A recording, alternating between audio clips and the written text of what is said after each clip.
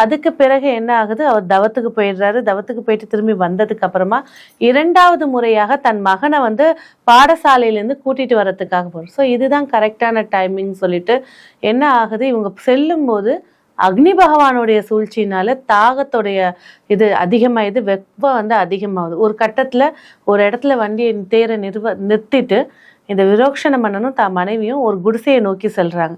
அங்க வந்து 2 முனிவர்கள் தவம் இருக்கிறாங்க. யாரு, இந்திரனும் வருணனும். ஸோ முனிவரா வேஷம் மாறி உட்கார்ந்துருக்காங்க.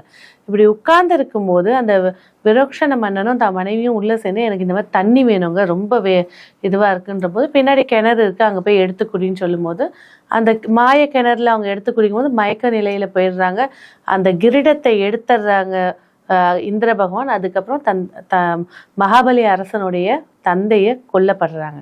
இந்த விஷயம் தெரிஞ்ச உடனே தான் மகாபலி அரசர், அதாவது இளமை பருவத்துல நிற்கக்கூடிய ஒரு மன்னனா அவர் பதவி ஏற்கிறாரு. அப்போ தன் தந்தையை கொன்ற அந்த இந்திரனை அவனோட பதவியை பறிக்கணுன்றதுக்காக தான் இந்த விஷயமே தொடங்கப்பட்டது.